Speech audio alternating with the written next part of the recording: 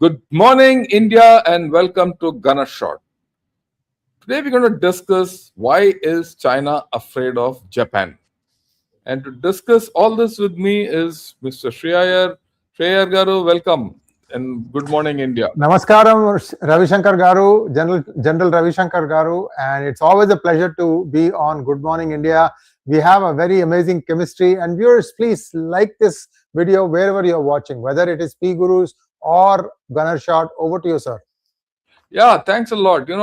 But before we get on to why is China afraid of Japan, because that's going to be a longish kind of a thing. I just thought we'll touch upon what's happening in the Strait of Hormuz. Some strikes have taken place, and this Abraham Accords, new Abraham Accords, is something which Mr. Trump has floated out.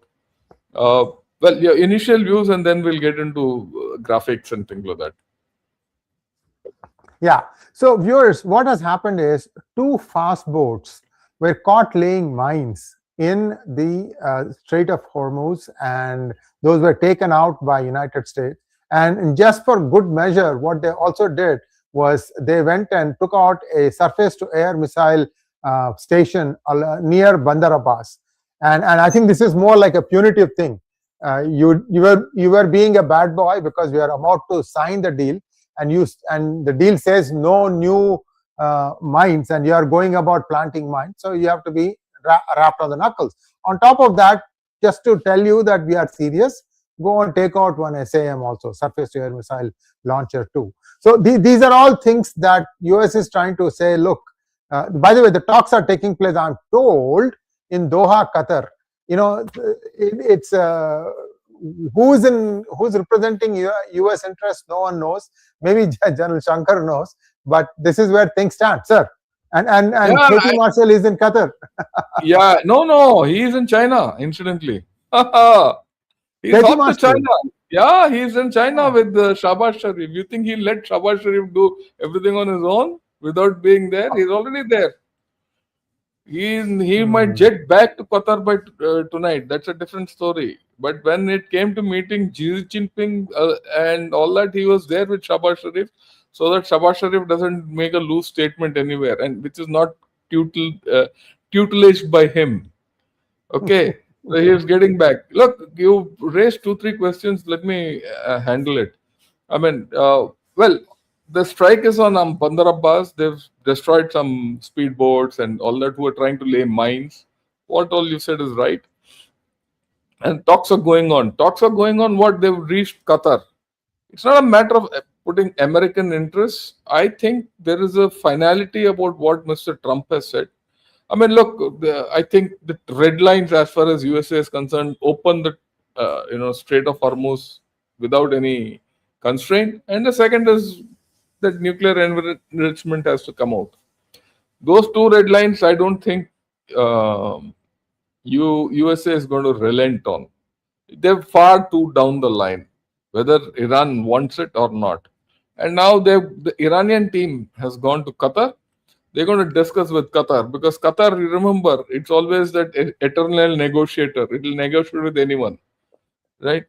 So let's see what happens. I think it's not going to be an easy thing. I don't think that we are anywhere near the deal. What Trump says, it's going to take some time. In the meanwhile, of course, Trump has dropped this bombshell of a new Abrahamic Accords. And I'll just give the outlines of this, and so that we can discuss. This is what he said. Let me play it out because let everyone listen to what has been said, or rather what is contented. What is the content of this new Truth Social? President Trump has just dropped the ultimate masterpiece of global diplomacy that will rewrite 5,000 years of Middle East history. President Trump demanded that Saudi Arabia, Qatar, Pakistan, Turkey, Egypt, and Jordan must sign the historic Abraham Accords to be included in the final US-Iran peace framework. So he is very clear that all these countries will be part of the new peace frame, whatever it is, and that Saudi Arabia, Qatar, Pakistan, Turkey, Egypt, and Jordan must sign the Abraham Accords. Now, just to give a context, what is the Abraham Accord?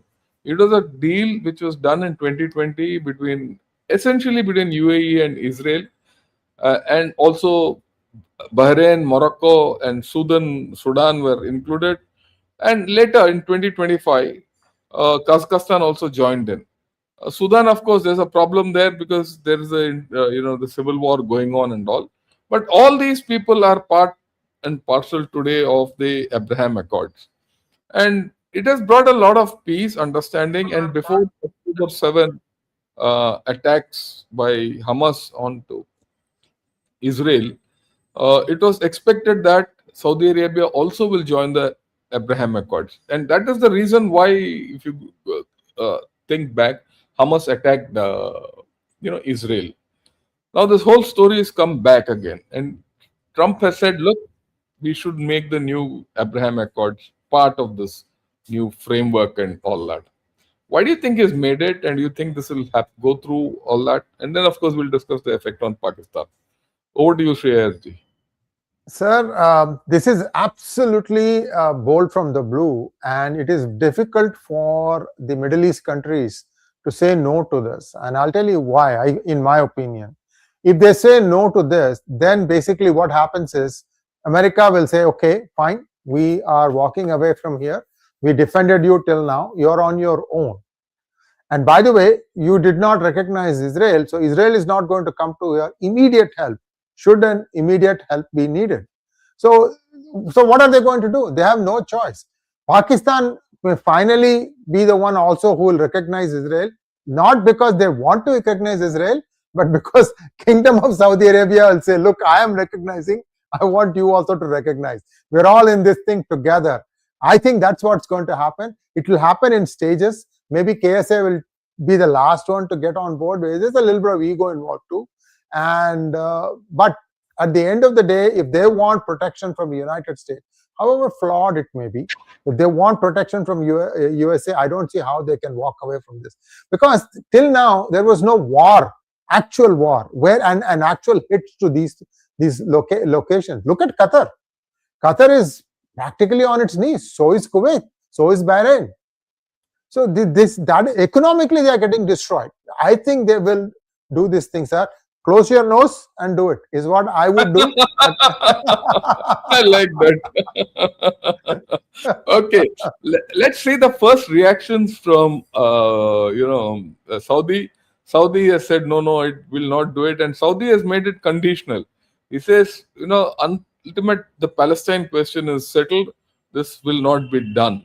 So, will the Palestine question be settled as a result of this? Possible. Okay. Well, I will not talk too much about the other countries, Qatar, Turkey, Egypt, all these chaps will jump into the deal. I mean, I have no problem. Even Jordan will jump into the deal. Jordan, I mean, it's surprising why Jordan was left out in the first place, right? That's the way I look at it. But the more interesting thing is this: Trump's trap, the price Asim Munir must pay for American flattery, and that's Pakistan. So I want your views on that. Your first take, because this thing needs a little more thinking. Sir, like already. Yeah. Go ahead, sir. Go ahead. Finish your thought. Yeah, go ahead. See, already one of the ministers has said, "No way, we can never trust somebody who lies to us all the time." You guys want to talk to India after causing so many intrusions? Just now there is another one going on. It's now become like every day there is an intrusion and they get hammered. And you expect India to come and talk peace with you? So these guys are some of the worst in terms of like what they just say whatever comes to their mind, and as long as it is anti-Israel, that's fine. Anything goes. So yeah, that's fine. But doesn't it put Pakistan on the horns of a dilemma? What they'll do with once this Trump edict has come that you have to join the Abraham Accords and recognize Israel? Do they have a choice, sir? Do you think they have a choice? Well, Trump has given an exit clause there. He says those countries who feel very strongly can stay out and all that. So that's why I want to discuss this a bit. Of course, in the evening I'm going to discuss this in great detail, because by then people will get some ideas about it. So your initial views. So these guys, the guys who rise up to what, brigadier level, from there on, it's all Malai for the Pakistani army, right? After that, they're all just like salting money away here, there, everywhere, and trying to figure out how to escape and get on to one Fauji Force Foundation company or the other to keep getting some money. This is how they think. The thing about it is, what is Trump going to exact if Pakistan says no, right? Because they still haven't seen any money regarding the blockchain. They haven't seen anything from USA on any other promise that they made, that Trump and his family have made, and they want money, nothing else. They don't care about anything. I mean, paisa, that's all they care about. Sir, they have done worse. They have done worse than this. So, sir, over to you. No, I go with you completely. I'm with you completely. It'll be very interesting to see how Pakistan fares in this entire deal, because the initial, of course, thing from Pakistan is no, we are not going to join, and a lot of statements coming out. It's betrayal of Palestine, all that. Let's see how Munir comes and whom he betrays now and whom he deceives, and how they. And Trump has this knack of pulling a rabbit out of the hat. I think this Abraham Accord is a complete rabbit out of the hat, which has turned a lot of people. It does 2-3 things. Let me put it this way. One is, it puts the focus of all these Arabian and Gulf countries to know, look where you are standing. If I leave this place now, Iran will eat you up. So you bloody well first support me. And not only support me, come to peace with Israel. Right? And put pressure on Iran. Now Iran is start talking. Now Iran is not talking to USA directly. It is going through Pakistan. Suddenly Iran must have realized, yeah, there's no point talking to Pakistan because I'll get nothing out of that. And he's only a messenger boy. So to get leeway, they've gone to Qatar. Qatar will, after this now new thing, will think 10 times before playing double games. Okay. Correct. And and Qatar is the one who's at max risk, because Qatar is like a small nut being squeezed between Saudi Arabia and Iran.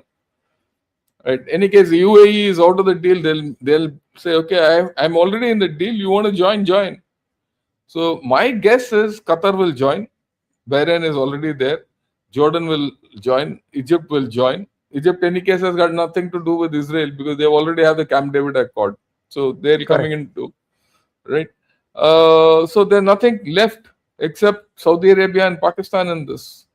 The rest are all, part of the deal. And if that happens, then, Trump has the entire Arab world behind him. And what you said is right. They will suddenly they have to realize they have to depend on Israel for their sustenance, because I'm sure Saudi Arabia will be told, look, Pakistan will not be able to help you. And after what's happened in Balochistan, which now a lot of connections are coming out the way I look at it, Pakistan will say, I can't fight in Saudi Arabia. Either Pakistan fights for itself or it's in Saudi Arabia, and Mr. Asim Munir is on the horns of a dilemma.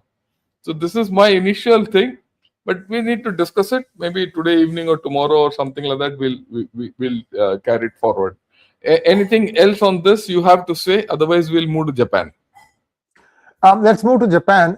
The only last thing I wanted to say was that Israel is pretty much in full control of what is currently Gaza.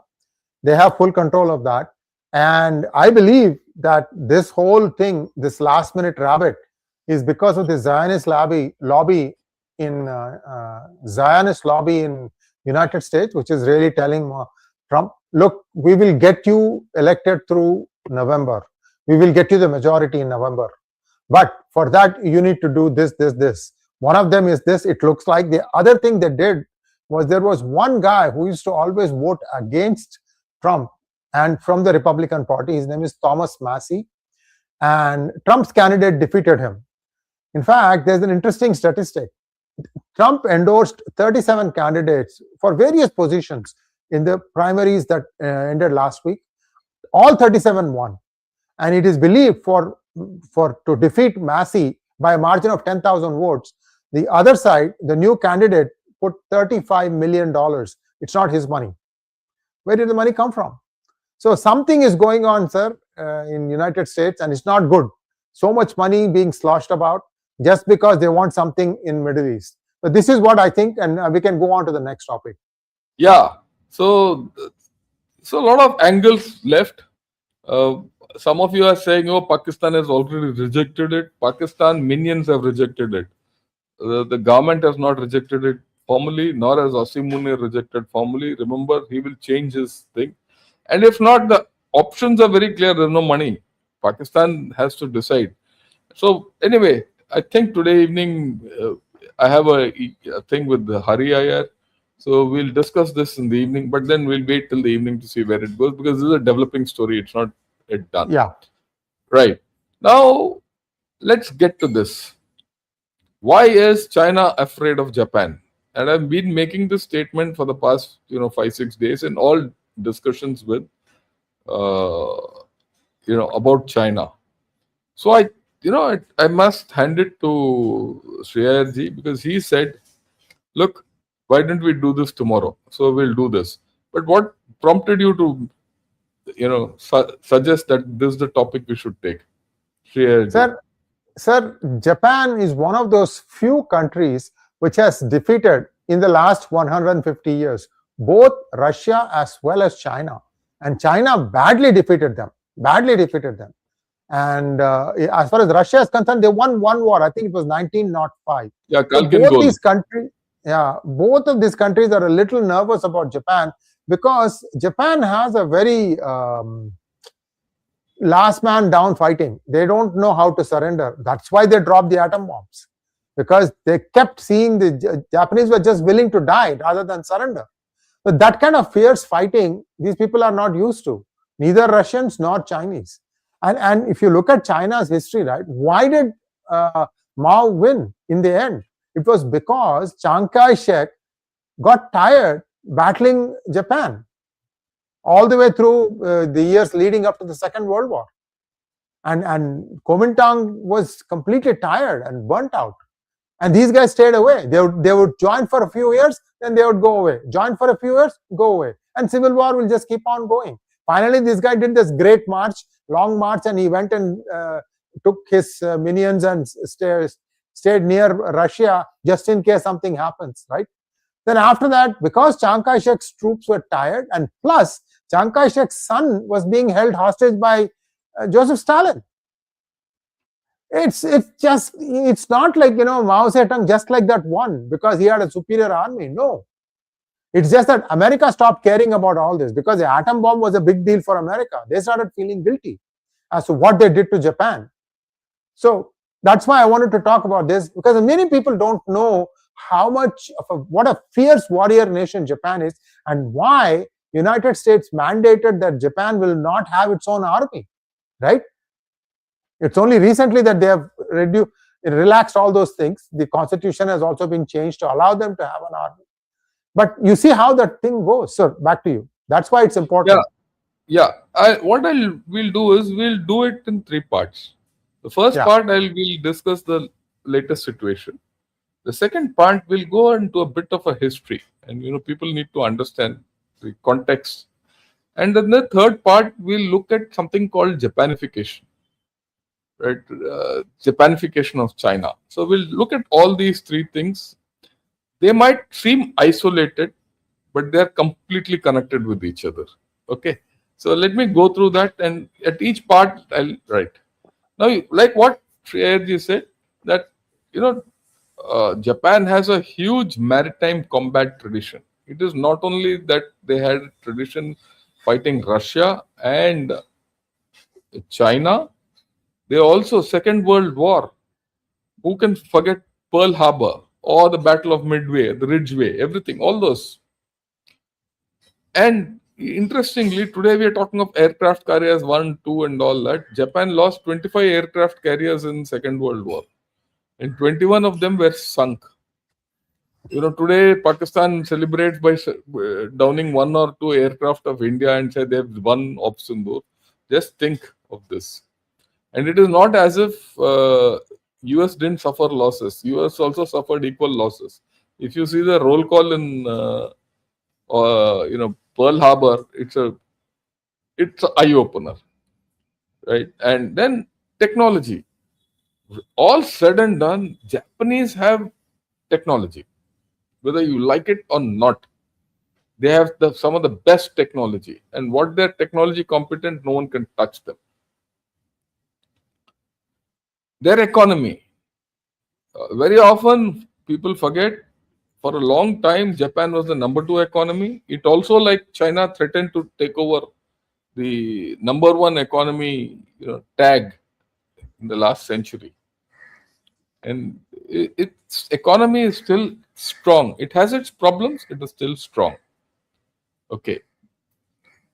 Now, let me get to the thing, because you have to understand where Japan is in relation to Russia and China, and many things as to why China is worried about Japan. It's why is it afraid about Japan? If you look at the Chinese coastline, it is hamstrung. This is China. On top is Russia. This is Japan. This is Philippines. This arc is the first island chain. To put everyone in context, focus on the northern part of China. If you look at the northern part of China, this entire part of China doesn't have an access to open ocean. And even this Bohai Sea, this is the Bohai Sea, right? Or the Yellow Sea, whatever you call it. It is bound on one side by North Korea and South Korea. And the only way out is through the Korean Straits. It goes into the Sea of Japan, and again you don't hit the open ocean. And this, of course, is Sakhalin, right? Sakhalin is, of course, a Russian island, and that strait. At this point of time, I don't remember what the strait is. But that's let's say call it the Sakhalin Strait. It's a small narrow strait. There's no out. So from here up, China doesn't have a way out into the open ocean. It is hamstrung. Then you have the first island chain. We'll talk of it, which doesn't let China go out. Then you have Taiwan, and then the Philippines, and on to the second, the extension of the first island chain. So China can't go out. This Luzon Strait is very narrow. It's within missile range. Nothing can go through that. So you see that China is strung, or rather constrained.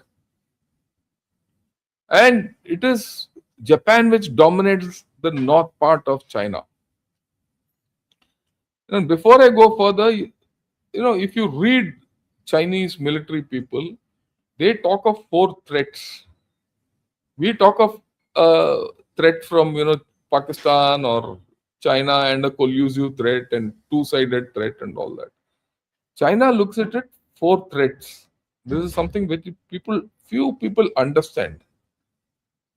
China has a problem. The first threat is from South Korea and Japan.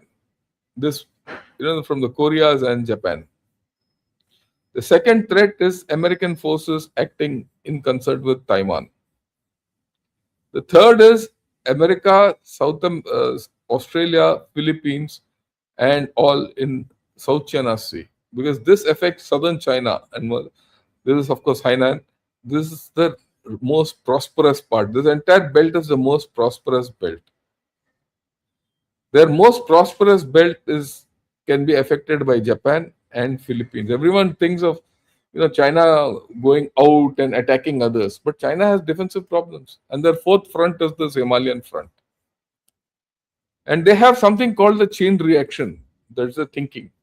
They feel that any one front starts, there will be a chain reaction, and they will be attacked from the second front. No, it's not the second front, it's the second front or the third front. The chain reaction takes them to the fourth front. And they have this SOS kind of a thing of North Korea. Their nightmare, their complete nightmare. Why they keep ensuring that North Korea is alive. If North Korea falls, and if tomorrow North Korea and South Korea unite hands like South and North Vietnam, this is the Yalu River. The new Korea will be on the Yalu River. And if that new Korea is democratic, right, you will find the Americans sitting on the Yalu River. As it is, Americans have I think, the second division or something like that. In fact, they have a complete division headquarters and division in South Korea. I've seen it. I've been there also. So they will be sitting on the Yalu River, and from Yalu River to Beijing is just about 200, 300 kilometers, or maybe a little more, but that's not the point. They are sitting on mainland. They're bordered. China then gets bordered by a hostile force. It is China's nightmare option. Now, if any option has to be done, militarily from here, Japan is the base. So anything which happens with Japan worries China. So actually, if you see, Japan rings China, not here, right from here. Even this is Japan. I mean, this is China, Heilongjiang. From here to here,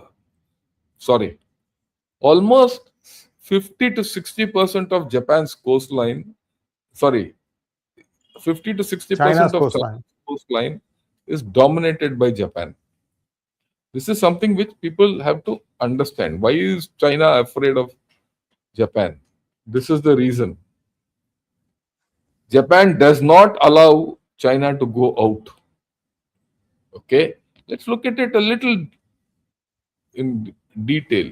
When you look at it in a little in detail, you see, let me make it full so that you understand it fully. This is Okinawa. In fact, this is Okinawa. Sorry, this is the mainland Japan. Right from here, you see a set of lines coming down, islands, right up to Taiwan. Okay, all these are shallow. This entire sea is shallow. The East China Sea and the Yellow Sea, the Bohai Sea, they are all shallow. Very few straits. And all these islands are Japanese islands, and they're all armed today. So any major naval activity through these straits is detrimental or will not be allowed by China. And if you see here, there's one small little dot. This is the Diaoyu or the Senkaku Islands, which are, which Japan claims, as well as, China also claims. China, yeah. There's nothing there. There are only a few rocks and seagulls. But what happens is, if you even put a machine gun on top of this, you start controlling some distance around. It's a matter of nodes, how much you can control. And you restrict the other guy from loafing around there. And it is only when this is taken that China can think of all these islands. Look at these islands a little closely. The closest island is an island called Yonaguni. Yonaguni is closer to Taiwan than Taiwan is close to mainland China. In any action to, against Taiwan, either you surround it or you do whatever you want, you put a blockade on it and all, Yonaguni starts getting affected. And recently, they put, I think, either a HIMARS or something like that on Yonaguni. So with a HIMARS extended range, you can hit right up to Taiwan and beyond. And all these islands are now, all these, you see this chain. All these islands are now armed and manned. Now that puts the scare into China. We all say that China will go and take over Taiwan. How can he take over Taiwan? He can't take over. For the simple reason that this will be open. And if this channel gets opened, Taiwan will keep getting replenished. If Taiwan keeps getting replenished, that's the end of story. China can't take Taiwan. Like, it's a different thing. Whether China will be able to reach Taiwan is a different story. But that the larger part is Japan is very vital for Taiwan and its defense. And this Yoniguni sits just next to Taiwan. So this is something very, very, very, very important. Now, why I'm saying this is all Chinese territory. Any attack on, this is all Japanese territory. Any attack on Taiwan means that any of these will get affected.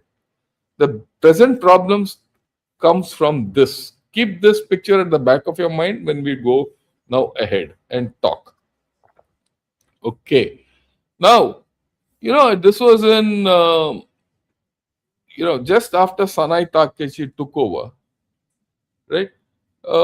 There was a discussion in Diet. Diet is their parliament, Japanese parliament. So in the discussion, she said, look, any attack on Taiwan is a survival threatening situation for Japan. No, it's not for entire Japan. It is for this set of islands. And that is sovereignty and their integrity. They said, look, this is survival for these people who are there. And they're all Japanese. Okay. So she said this.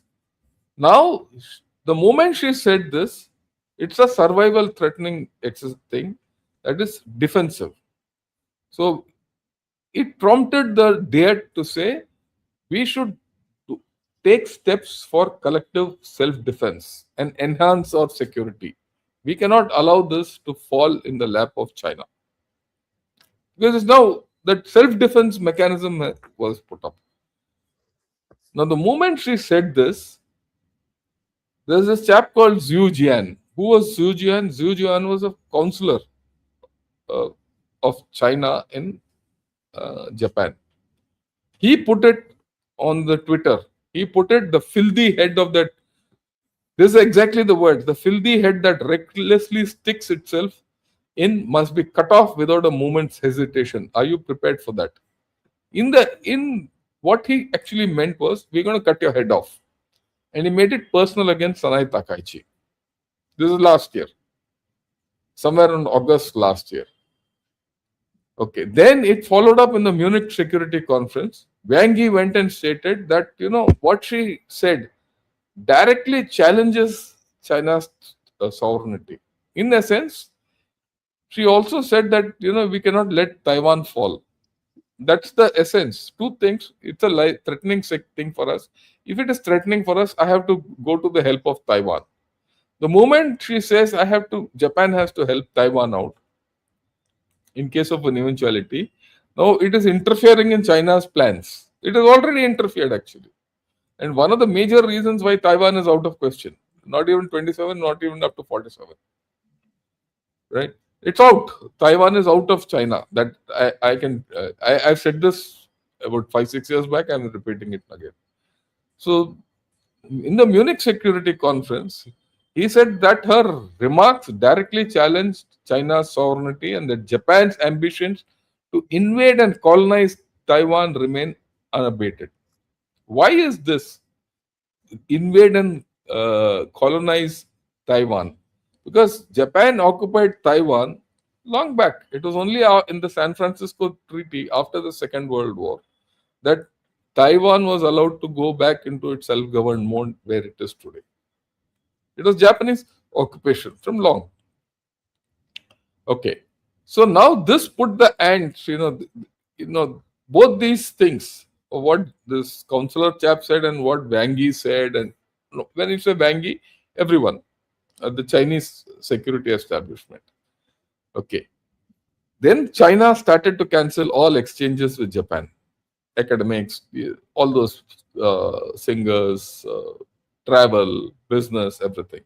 And remember, China and Japan had a very deep business connect. Japan had invested quite a bit in China's rise. That we'll talk a little later. Everyone thinks that it is Americans who invested in China so that China rose. No, it was Japan. Japan had an equal share in this. And, they were pressurizing Takaichi. Till then, Takaichi was what? She was just an acting prime minister or interim. Because by then, before that, there were two people who had changed. Fumio Kishida had changed and had gone off. And then after Kishida, Shogeru came. He was also this. He couldn't survive. In a matter of about 1.5 years, that Sanai Takaichi was the third prime minister, and Japan was going through a bit of a thing. Now, these fellows, these Chinese fellows, the way they behave, the public in Japan got angry. And what happened? Sanai Takaichi went for polls and she won a landslide majority. The moment she came back with a landslide majority, she jacked up the defense spending. And this coincides with the fact that Trump has been pressurizing all his allies to spend more on defense. So she said, I will now reach 2% in defense. Now, look at this. Japan till about 21, 22, 23 were spending like this. Suddenly, Kishida came and he took off. Shogeru continued, and Sanai Takaichi has taken it up. She says, I am going to spend 2% of my GDP on defense, which was never there. Earlier, it was about 1%. This is the black line, is that percentage. It was 1.5%. Now they're just taken off. Okay, this is the one percentage of defense is this black line on this right side. Earlier it was here. It is now till last year it was about 1.75. All that now they want to go over 2. Maybe they'll go to 3 also. That scares China. Just think, go back to this. You are spending money on your defense. This fellow is spending money on his defense. Taiwan is going to get money from US. Not Taiwan is not going to get money. Taiwan is going to get arms from USA, some to the tune of some $10 billion or whatever it is. Then all these are militarizing. Then you hear Philippines is buying BrahMos and all that. Then where does it leave China? China has to spend even more now, which it doesn't have. That scares them. Till now they thought that it was only all the other countries will handle them. They're all small idiots, but Japan is the last peg to fall in. And that the only importance today of that Quad meeting which is going to happen is we should have a good equation between India and Japan on these defense issues. I think already something has started because yesterday Mr. Jaishankar had a talk with the foreign minister of Japan, and today I saw he was speaking in Japanese, and probably for his audience, that foreign minister was standing in Delhi with autos going behind him, and he gave out a thing that India and Japan should take its whole story further. And if that happens, boy, China can, kiss what goodbye. Okay, so this I've explained because this is fundamental to understanding where in China and Japan thing goes. Okay, now they've already approved a defense budget up till here, $58 billion. Now I think they've gone up to 60. To give a perspective, we spent $62 billion India, right? And their defense budget matches ours. So now they've become one of the highest defense spenders in the world. And their emphasis is on deterrence through modernization. They're developing multi-layered coastal defense networks. They're integrating aerial, surface, and underwater unmanned platforms. They have carried out tests of long endurance surveillance drones, MQ-9 Sea Guardians. They are purchasing surface to ship missiles with long strike ranges. Just think surface to ship missiles sitting here on these small islands, which are unsinkable carriers, and many of these islands have runways where aircraft can land and take off. Air fighters. Just think whether these those 2-3 aircraft carriers of China will go through this. Just think, why is China afraid? Now I'll get to the history of this, what Shreyarji said later. So you see this problem which they have. They have a huge problem. Now there are a lot of people, this thing, though they're worried. It is not only that Japan is not only worried about China, they're also worried about North Korea. Okay. And I'll come to a issue a little later, nuclear issue, because very important to understand that. So you see, They are from restraint to readiness. You see these articles coming out. Now, what happened now? So you see Japan readying up. Now there's a personal issue between Z and Sanai Takaichi, which I must explain. When Sanai Takaichi became the prime minister, Xi Jinping didn't give a message. It's normal, customary that when the prime minister happens, she gets a message. Xi Jinping didn't give a message. In fact, China didn't even congratulate her. Not the first time, the second time. And now defense thing has gone up. So in this last meet, everyone thinks that Xi Jinping held the sway against Trump. It's all poppycock. He went and cribbed to Xi.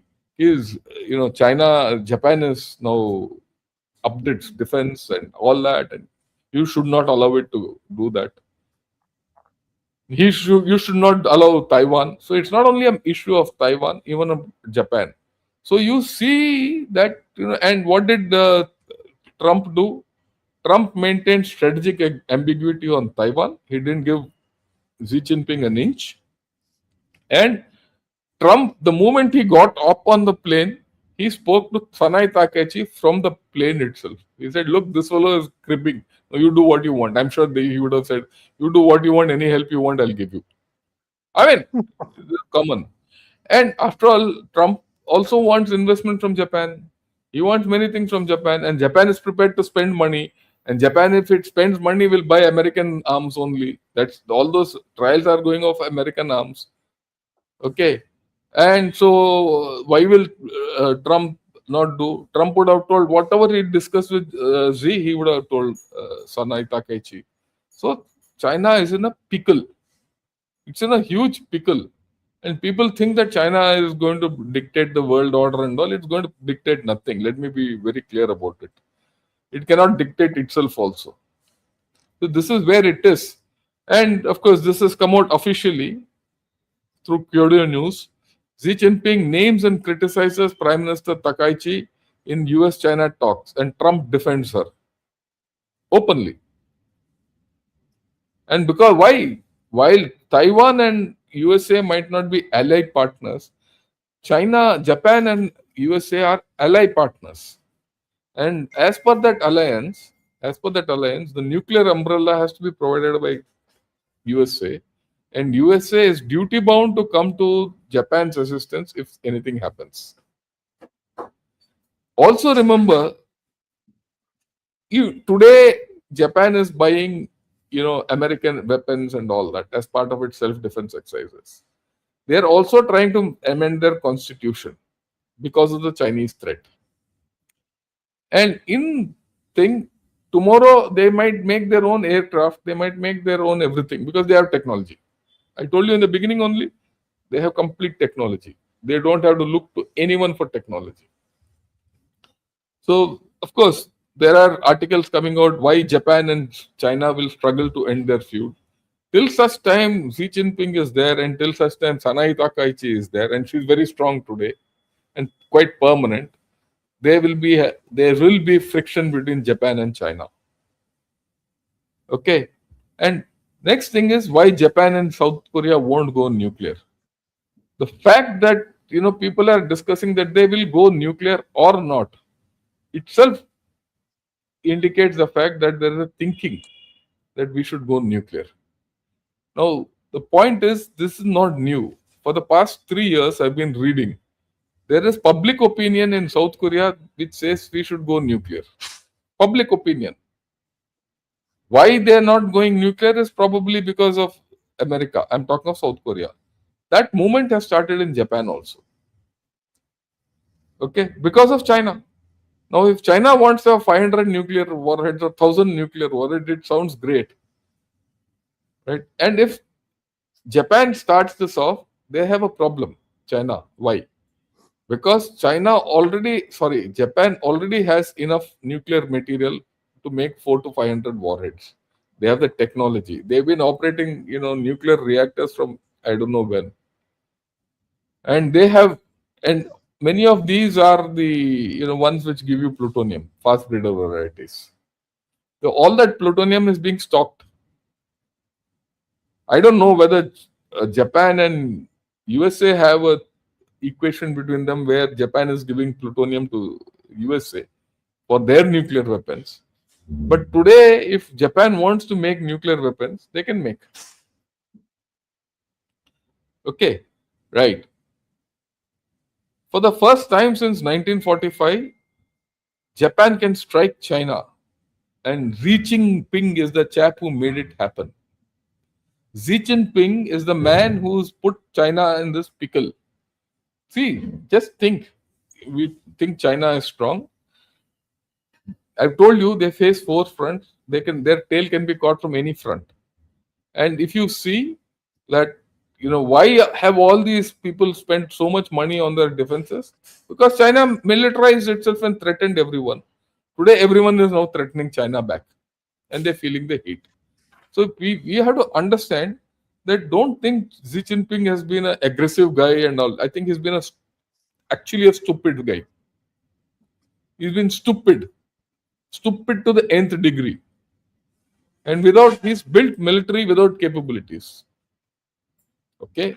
Now I'll talk a bit about, before I go into this, I'll spend 5 minutes on that later. Go back to this map, the first map. Just think, all of you. Japan goes nuclear. South Korea goes nuclear. China is nuclear. Russia is nuclear. It is sitting here across the Sea of Japan. And North Korea is also nuclear. And America is anyway sitting here. It's in the second island chain, which is here. Guam is somewhere here. That's nuclear. What will be the state of this area? Completely nuclearized. So this is the problem which China faces.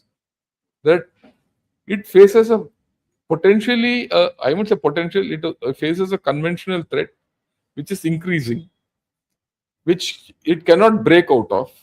It has to first hit its head against this wall. And tomorrow, if China doesn't play its cards, we're going to find a nuclear environment which is beyond itself. Right? So this is the conventional current day thinking. Before I go into the history, Sriharji, your views. Thank you so much, sir. What you said is right. See, Xi Jinping has a lot of constraints, and yet he does saber rattling. Here's my understanding of these areas is, what does China do? Export, manufacturing capital of the world, right? So they need to have these large tankers go from China to other destinations. It could go north and go into Arctic and go, or it can come south, which is what 99% is happening now. What happens in these things is, these are heavy tankers, heavy, seriously big, and they need calm waters. See, if you look at the line of islands that are there in the map, the water between China and this first chain, second chain, and so on and so forth, that is like a narrow gulf. That is where these ships these container ships, big ships have to go. Because the other side of Taiwan, for example, if you think about, not between Taiwan and China, but go outside and go, those are very choppy seas. And same goes for Japan also. Towards US, that part is very choppy sea. They have to stay within this narrow thing, which means there's going to be constant contact. How are you going to invade a country and then still hope to get all your goods across? There will be sniping from there. So they should have thought about these things before, starting to rattle its saber. I don't know what is really the thinking behind all this, because China is heavily constrained in what it can really do with its so-called huge naval fleet. Sir? Yeah. China has a poor geography. It has got a poor geography. It has got a continental outlook, and it is trying to have a maritime orientation. And its maritime geography is so poor that it might have the largest navy, but that largest navy is constrained. It cannot leave this place. It doesn't have a base outside, nothing. And all these seas are shallow. So if in shallow seas, you can't do much. So as a result, so you find that this is the conventional today's story. Now what I'll do is I'll go back into a little what we started with. In fact, what Shreya started with. I'm going back to a point in late 19th century. I can go back in history, but I'll not do that. And I'll touch the what is the Meiji Restoration? The Meiji Restoration was all about modernizing Japan. Japan uh, took to industrialization. Japan realized that you have to industrialize that imperial Japan to go ahead. Uh, China resisted. The Chinese emperor, the Ming dynasty at that time, resisted Western influence or industrialization. But Japan embraced it. And then you had this 1868 was, 1868 is only a marker that Meiji Restoration took over a quarter of a century really. But around that time, 1894, Japan invaded China and it defeated China badly. And that was when Korean independence was recognized. Korea was freed for the first time. I'm not talking of the current North Korea, South Korea. I'm talking of the original Korea. And Taiwan was also taken away, occupied. Though the Chinese didn't have control over Taiwan, Japanese then went and took over Taiwan. That's the thing. And the entire balance of power changed after the first Sino-Japanese war. Simultaneously, Japan, I'm not going into that, had also undertaken across the, in that area of Vladivostok, across Sakhalin Island, in that area of Kalkingol, operations against Russia. And I'm not going to go into that, but it was almost on a simultaneous time frame. And it was only after that, in the Second World War, they started expanding towards the other areas of Pacific. Then, of course, in the 20th century, you see imperialism and the World War in that period. Again, Japan, went into Manchuria, 1931, a full-scale invasion. And then Japan just, you have to go and read something called the Rape of Nanjing. You read that, and the way the Japanese treated the Chinese cruelly, inhumanly. There's no doubt about it, right? And the Chinese just put up their hands. The dynasty collapsed. And this is the time when Chiang Kai-shek tried to hold from the 30s to 40s. Actually, 37, 47 to 45, Chiang Kai-shek was the leader of Japan. Not Japan, sorry, leader of China. And he lost. He asked the communists to join. The communists joined him and fought against him and wanted to kill him. They didn't. At some point of time, they wanted to fight back Japan, but they didn't fight Japan. They couldn't fight Japan. They didn't. Ultimately, it was only when the atom bomb was put on Hiroshima and Nagasaki and Japan then went out of China. And end of story. But till then, the Chinese were absolutely piss scared of Japan. Okay, that's the story. Then, of course, after the war, till 72, their relations were not very good, China and Japan. But after Nixon went to China and things started, normalizing, so Japan started investing in China along with USA.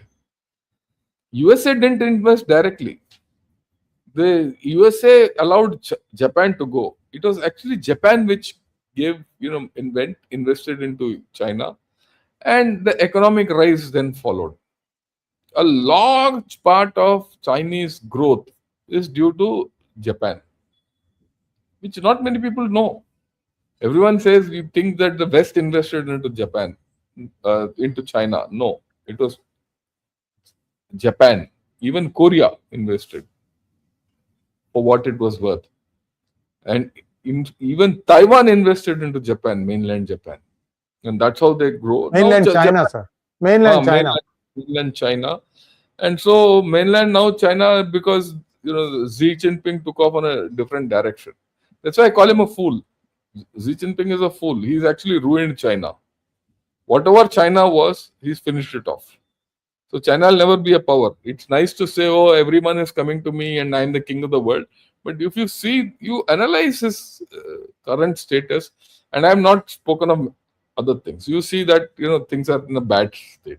Then, of course, China has this great thinking that we are part of the victors of the World War II, and China is a defeated nation. Sorry, and Japan is a defeated nation. China is a victor nation. China, as per today's theory, or I won't say theory, the narratives which are coming out of China, the narratives are that it is China who won the Second World War. Look, Russia and all were fools. Russia and USA didn't fight. It was China which fought, and it defeated Japan. So Japan is a defeated nation, and it should be subservient to China. This is the theory, and this is the theory which Xi Jinping talks of, even today. So, and also we have to remember, why is he talking all this? Because China took over Japan as the second largest economy in 2010. Balance shifted, all that. But that's a different story. But the Chinese thinking is this. So, which naturally no one will accept. You will not accept, I will not accept. I think India contributed more to the Second World War victories. People don't remember the Burma campaign. Burma campaign was a very important part of the Allies' victory over the Axis powers, including Japan and Germany. China did nothing. You go into history. This is history. History doesn't lie. So this is the thing which I thought I'll first talk about this, and their history. I want your views on this, and then I'll go into something else called Japanification. Thank you so much, sir. Viewers, Japan, I have traveled extensively in Japan. 1990s, 1990, mid to end 1990s, I used to travel frequently to Japan because I was having a lot of new customers for me. So some of the name brands, Sony, Toshiba, Seiko Epson, and a bunch of other companies, they were all modernizing their technology, and we had a key component that we could sell into these things. So Seiko Epson is about 4 hours from Tokyo. Most of the companies are located in Tokyo. Some are not. Panasonic, for example, is on an island called Shinkoku or something like that. And so that was an overnight flight, and then so on and so forth. It was an island, but I used to travel inside Japan. Very nice buses and luxury buses, 4 hours drive. And as I used to drive, I had my associate there, and I was just looking at big buildings, 10, 20, 30 floor buildings, and most of them abandoned, more or less abandoned, like 10 cars in the parking lot, where you can see multi-tiered parking lots, only 10 cars will be there. And I was asking, why, what's happening? Oh, this is TDK. TDK, the name brand. I don't know how many of you remember that. It used to make cassettes, media company. And there are lots of companies like that, Akai, for example. And they said, then why are they having such a few numbers? Then my friend told me that much of the manufacturing has moved from Japan to China. And what they do is, instead of retrenching the staff, they are taking cuts in salary, in the sense, whoever works in China gets a reduced salary. There's a formula they evolved. But you get to have a job. And that's how Japan was, investing into China, and also bringing their expertise, taking their expertise and putting it in China so that they could continue producing it for a lower cost. This happened for 10, 15 years, I guess.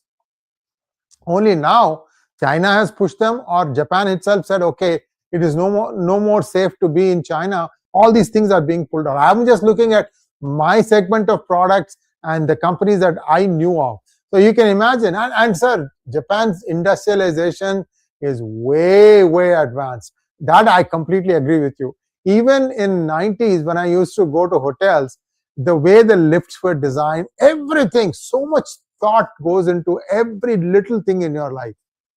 Even if you buy a present, they have this folding technique where it's so beautifully done. The paper that wraps up your cardboard box. And they do it very nicely, very quickly in front of you. There'll be a small piece of paper on which they'll put the tape, and it will be completely compact. It's like origami, the flower, the small plant design kind of stuff. Beautiful stuff. They have a name for this. I'm forgetting that. What I'm trying to say is, Japan seeks perfection in everything that they do. And I used to think, my God, even US isn't this advanced. Because what I saw then in Japan, only 10, 15 years later, I saw in United States. Especially their cell phone technology was way advanced then itself. So you are absolutely right. Japan is an industrial technological powerhouse. They can do whatever they need to do. My only fear with them is, do they have the manpower now? Because even in 30 years ago, I was seeing that the women were not marrying, and there was a problem how to keep the birth rate going. Back to you, sir. Yeah, that brings me to the next point: Japanification. Yes. Right? What is Japanification? And this is an important part why China is afraid of Japan. It is not confrontation. It is not. It is psychological. They are worried. They're worried. They're mortally scared that what happened to Japan will happen to them. He spoke about no marriage, aging, and all that. That's it. The whole story is about that. And you have to. When you study this factor in comparison with China, a lot of things pop out. So this next segment of ours is about Japanification of China. It's very interesting. And when you go through this, then you realize where China stands today. So let me get back to some slides. See, look at this. While before we jump into this, viewers, there was a beautiful Bollywood movie called The Japanese Wife. If you have not seen it, see it. It's very nice. Japanese Wife, sir. Okay. And Last Emperor. That's the other one about China. And yeah, Last Emperor. That's China. A very good movie. Okay. See, this is the valuation of different asset classes in trillions of dollars of people. And this is of 2017. It has not changed much. It hardly changes. The normal people, 70% of people in China have invested in housing. Others are in stocks and other things, bonds and things like that. Whereas if you look at others in US, it's balanced. People don't invest so much in housing, right? Japan is this of course. So this is in trillions of dollars. And if you see this outsized thing for housing in China, now we know China thing has collapsed. Look at this chart. I'll make it full. You don't need to see our faces. More important to see this chart. This is a chart from FT. And one of these days, I'm going to go into detail about housing in China. There's a wonderful study which has come out. We'll club this housing in China with demography and their military, and you see a China which is absolutely declining. And it is declining. Let me explain this on a chart to you. These lines are the lines of cost of residential estates or residential prices in various cities in Japan, the long lines. This goes from 0 to 240 months. 240 months is how much? 10 years. 20 years. 20 years, yeah, sorry. My mistake. 20 years. And over a 20-year period, the Japanese housing and everything kept falling.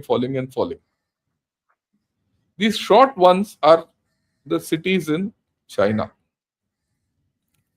If you see the prices, the real estate prices in China are falling in the same pattern as what happened in Japan. And it is only 100 months gone, max. In some cases, it's lesser.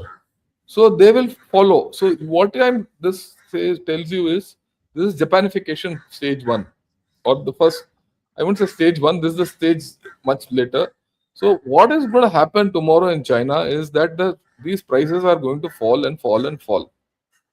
And this fall in prices happened in Japan, despite the fact that Japan was a rich country before this started. It became rich before it became old.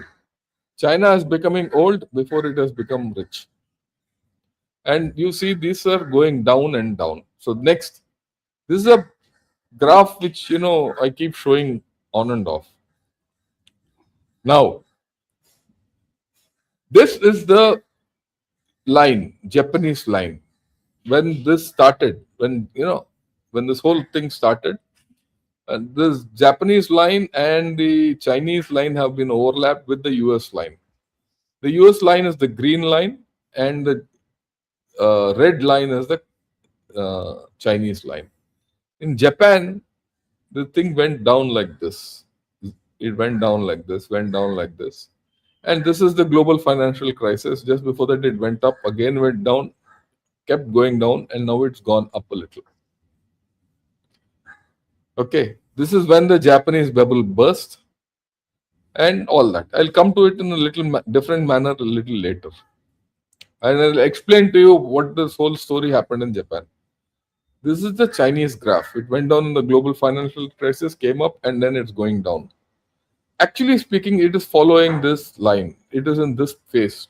China is in this phase. If you take it back and overlap it in the time, this is with actual time. But if you overlap it in the previous thing, it is following Japan. And if it follows Japan, there's 20 years of pain ahead for China. In 20 years of pain, China would not only have aged, it would have shrunk in population. And that's the end of China. It's already finishing. That's why I said 2030 is what it is. This is when the Japan bubble burst. Okay. This is when the population started shrinking. And this is the time when Abenomics started. Shinzo Abe did something to push their thing up, and now they have started going up. Now, China drew their three red lines at this point of time, and their bubble burst at this point of time here, and now their population shrinkage has started. Now this thing has started going to go down. Completely parallel. This, if you look at it, this and this is a parallel line. Only thing is, it has just started for China. The misery is to come ahead.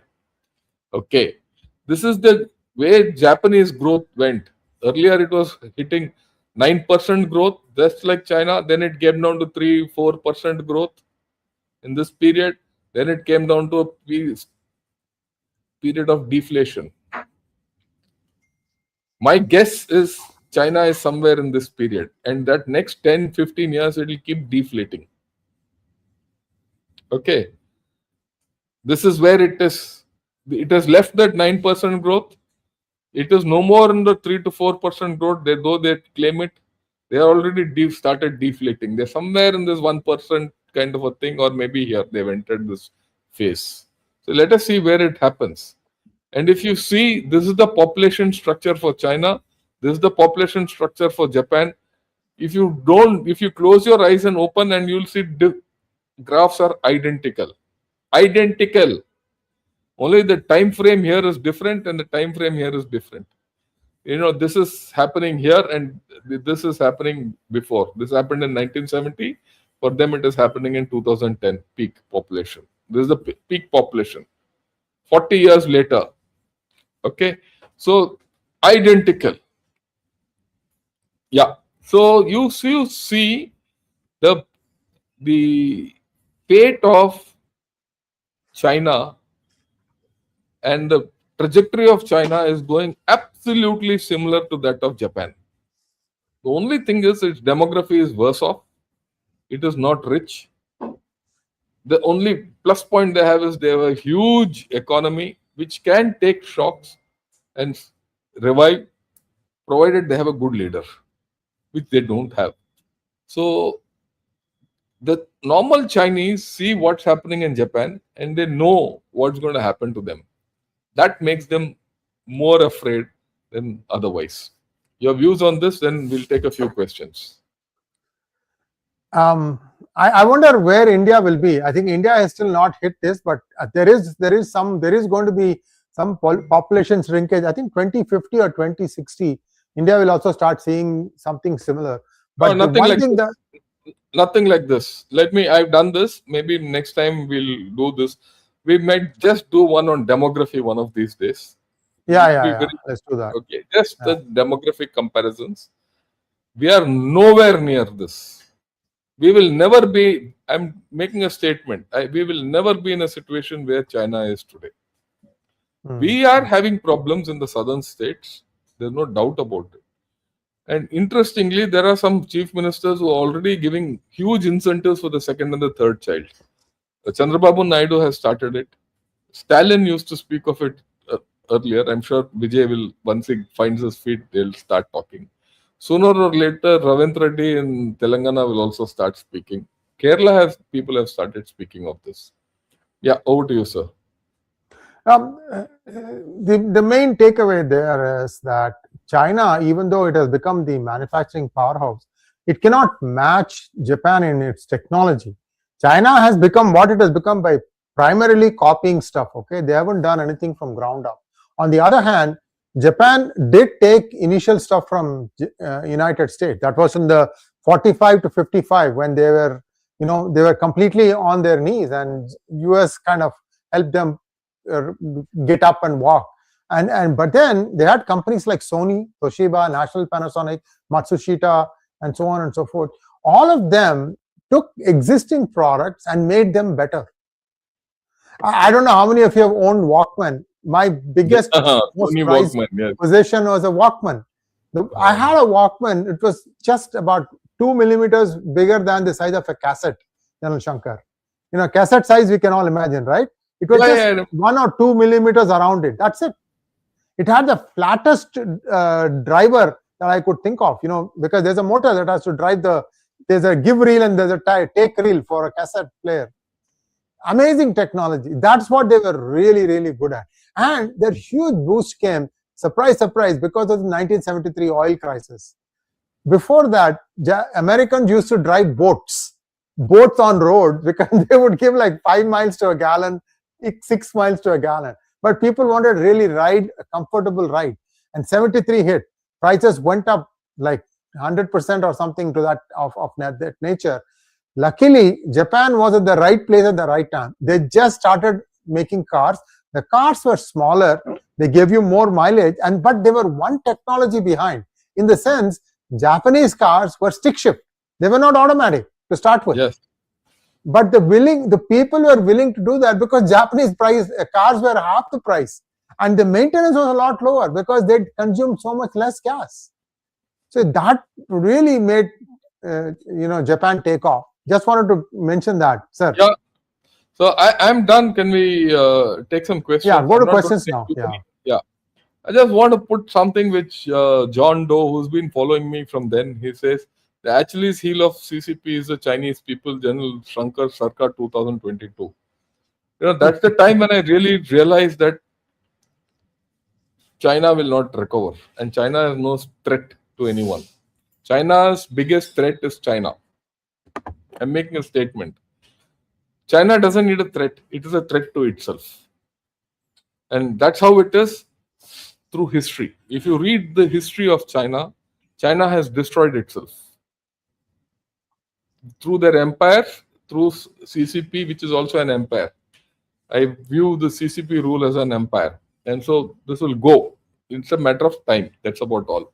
Okay. I'll take a few questions and yeah, your view. Last thing, some of these leaders are also obsessed, viewers. Mao Zedong did not like sparrows. Yeah, he killed sparrows. They killed all sparrows, all of them. What happened? A lot of the things that ecologically was performed by the sparrows went out the window. Their farming suffered. Locusts. When there used to be famine, locust came, right? Locust came. See, they killed. The sparrows used to eat locusts. Someone said, kill the sparrows. So they killed the sparrows. The moment they killed the sparrows, the locusts came in and they had a famine and people died. So, this is how... And look, why am I saying this? And I go completely... I'm glad Shreyadeep took this up. China has done this. And Xi Jinping is doing it today.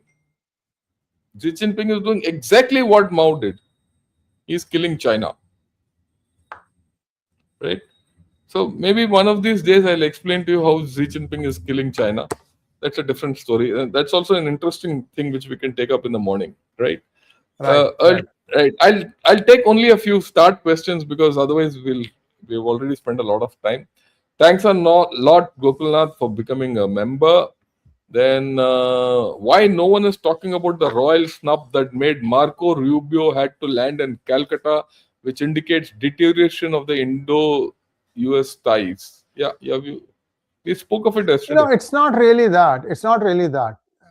See, Marco Rubio, if he had come just for the Quad conference, he would have been received with the same protocol as the other foreign ministers are receiving. That's going to be on tomorrow, I think. It's starting tomorrow. What he did instead, today your time. Sorry, I'm still in 25th. I'm still in 25th. Yeah. I'm still in 25th. That's why. Yeah. So for what happened was that this man came 3 days earlier, plus shrouded in controversy. He wants to go to Calcutta, goes to the same missionary. These are all things that are being given as a message. You remember the previous ambassador, he was a bigger jackass. At least Sergei Gore is a little bit more measured. Yeah, it's all my taxpayer money. I am allowed to rant against them. Okay, so this is purely political. Most likely, Marco Rubio has some donors who are Christian. They would like to see Christianity spread in India, and they're pretty ruthless about it. It doesn't matter that their own children and grandchildren no longer go to church. When I was a student here, kids at least used to go to church 2 days a year, Thanksgiving and Christmas. At least they would celebrate. These days, it is just another time when they go and meet their parents once. So if you are married, Thanksgiving will be to one set of parents, Christmas will be to the other set of parents. That's how it has become now. But religiosity, going to church, nobody, except the Bible Belt, which is some states in the United States, right? But they want to proselytize the entire world. South Korea is 55% now Christian, I believe, 55%. Yep. And this happened over a period of time. So this is what is the problem. Marco Rubio is just going on a personal tour to Agra, to Jaipur, to Kolkata, and so on and so forth. So for those, you don't need to have a red carpet welcome. And these are just somebody, there is a protocol. Viewers, everything like this has already been, figured out and put. You just follow the same thing and let it go. Sir. Yeah, I go with you, and that's how it is, and we'll leave it at that. Okay, the 2% crooks who run Pak will be dying to join the Abraham Accords. This will open Israel to them. Their only enemy is the Hindu. Your views? Sajid Kumar, no, I don't know. The Israelis, the Jews are just as badly hated there.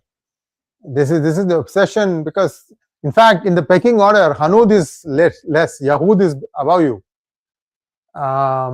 Selling it to that public is going to be difficult. He can't even sell it sell the Shias what he is trying to do. Forget about this, right? Pakistan is an effed up nation. Forget anything else. These guys are just go break up. That's all. Some sensible leadership might come out, and that will become, satraps for regional areas that somebody might govern. And they will need somebody like India to go in and set it up. It's going to be very, very difficult. It's an inevitability. What's going to happen in Pakistan? Yeah. Isn't Pak signing Abraham Accord bad for us? They'll play Israel against us, promising trouble to Iran. I don't think so. Why? I don't think so, sir. I also don't think so. The moment they sign Abraham Accords, what will they get? Nothing. First thing you have to understand, they'll get nothing. See, Abraham Accords will be very good if you open up diplomatic relations and everything with the other person, and you start trading. Okay, this is a method which